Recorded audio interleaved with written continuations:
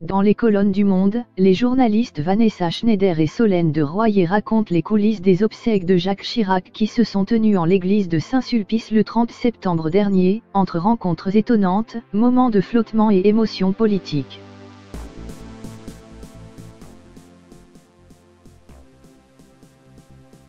Un dernier adieu à l'ex-président de la République. Le 30 septembre dernier, de nombreuses personnalités politiques ont rejoint la famille de Jacques Chirac, sauf Bernadette, dont la santé défaillante a empêché la venue, pour ses obsèques en l'église de Saint-Sulpice.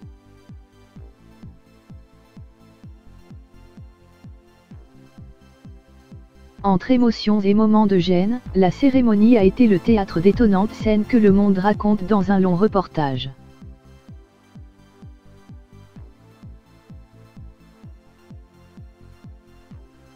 En l'église Saint-Sulpice, l'atmosphère est plus froide, formelle, plus mondaine que celle qui régnait quelques heures plus tôt aux Invalides.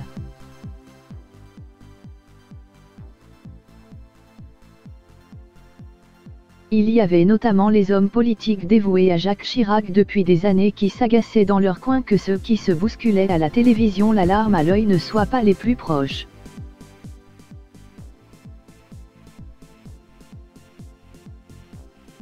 Bienvenue au bal des faux culs, a lancé l'un des invités à l'arrivée de Valérie Pécresse et 3 anciens collègues de Jacques Chirac.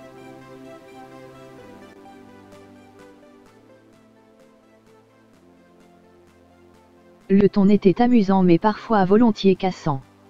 Comme lorsque la sénatrice Frédérique Gerbaud a regretté l'attitude de Sarkozy qui faisait la gueule, explique Le Monde, ou encore la démarche débonnaire des députés En Marche.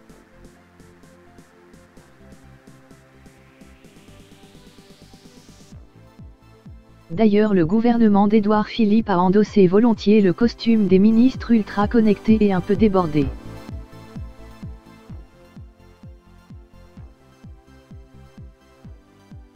Ici, on s'embrasse, on pianote sur son portable ou on travaille ses dossiers, la ministre des Sports, Roxana Maracineanu les a étalés devant elle, lidant dans le reportage.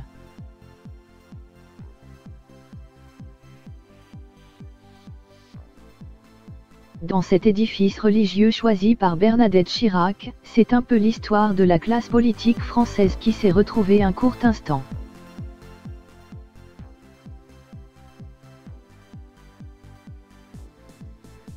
Un concentré d'histoire et d'histoire, s'amuse d'ailleurs François Bayrou auprès de nos confrères.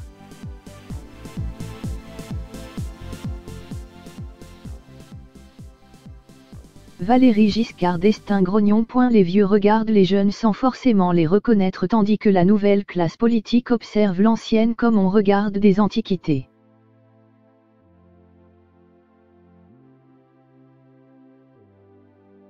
C'est le bal des revenants, plaisante même Roselyne Bachelot dans Le Monde. Et très vite, les premiers couacs s'enchaînent et les placements font jaser les personnalités.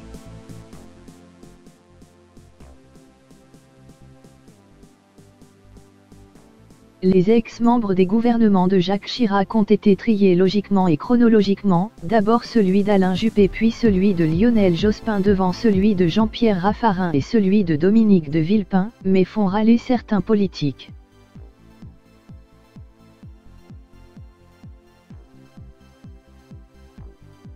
Un placement parfois étonnant qui a d'ailleurs donné lieu à l'une des scènes les plus marquantes de cette cérémonie, Carla Bruni totalement effarée par une messe basse de François Hollande.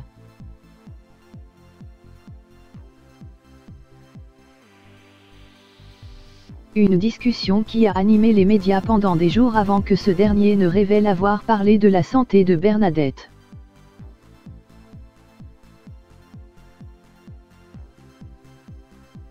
En attendant le début de la cérémonie, certains en profitent pour revoir de vieilles connaissances et apprécier que le temps n'ait rien changé.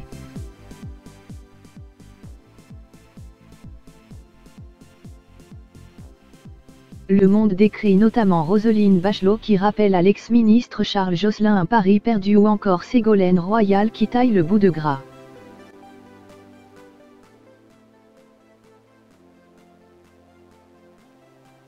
Sur les feuilles de papier, l'Élysée a commis 2 grosses boulettes en inscrivant le nom de Nicole Fontaine, décédée en 2018, et en écorchant le prénom de l'épouse de Valéry Giscard d'Estaing, Anémone, renommée Anémone.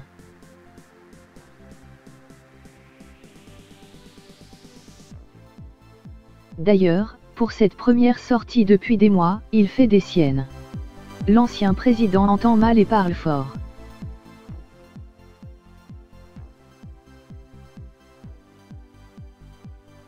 Il s'impatiente. Quand est-ce qu'il arrive, grogne-t-il. Les premiers rangs lui lancent des regards réprobateurs, écrit Le Monde.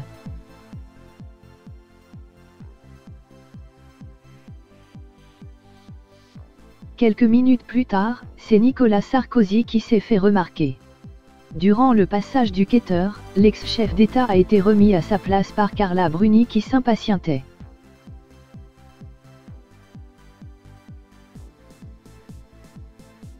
Et la petite musique des retrouvailles politiques a soudainement cessé lorsque le cercueil de Jacques Chirac est entré dans l'église Saint-Sulpice.